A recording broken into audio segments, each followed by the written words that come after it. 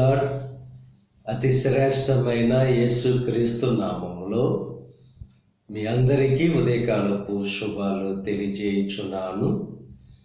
ఈరోజు దేవుడు మనకు అనుగ్రహిస్తున్న అతి శ్రేష్టమైన వాగ్దానము హెబ్రీయులకు రాసిన పత్రిక 1వ అధ్యాయము 9వ వచనాన్ని చదువుకుందాము.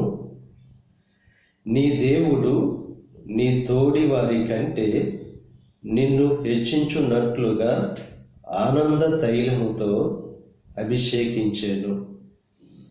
ఈరోజు దేవుడు వాగ్దానం చేస్తున్నారు, మీ తోడి వారి కంటే మిమ్మల్ని హెచ్చించున్నట్లుగా ఆయన ఆనంద తైలముతో మిమ్మల్ని అభిషేకిస్తానని చెప్పి వాగ్దానం చేస్తున్నారు.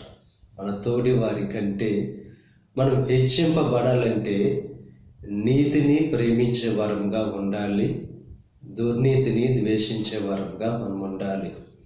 నీతిని ప్రేమించి దుర్నీతిని ద్వేషించేవారుగా ఉన్నప్పుడు ఈ లోకంలో ఉన్న మనుషులు మనల్ని ద్వేషించవచ్చు, కానీ దేవుడు మాత్రం మనల్ని ప్రేమిస్తాడు. దేవునికి ఎవరు ఇష్టలంటే నీతిని ప్రేమించేవారు, దుర్నీతిని అసహించుకునే వారిని దేవుడు ప్రేమిస్తాడు. దేవుని యొక్క ఆశీర్వాదం, దేవుడు కలుగు చేసే ఆ ఉన్నతమైన శ్రేష్టమైన స్థితి మన తోడి వారి కంటే ఉన్నతమైన శ్రేష్టమైన స్థితిని మనం పొందుకోవాలంటే నీతిని ప్రేమించే వారంగా మనం ఉండాలి, దుర్నీతిని అసహించుకునే వారంగా మనం ఉండాలి.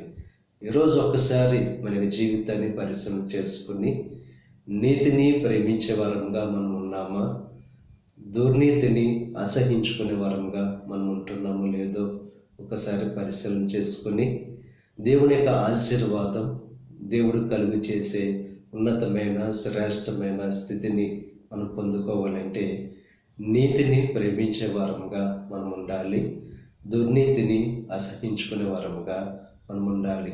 ఈ లోకములో దేవునికి ఇష్టలుగా, దేవుని యొక్క ప్రేమను పొందుకునే వారముగా, దేవుని యొక్క ఆశీర్వాదాన్ని పొందుకునే వారముగా, దేవుడు కలుగు చేసే ఆ శ్రేష్టమైన ఉన్నతమైన స్థితిని పొందుకునే వారంగా మనం ఉండాలంటే నీతిని ప్రేమించే వారంగా ఉండాలి, దుర్నీతిని ద్వేషించే వారంగా మనం ఉండాలి.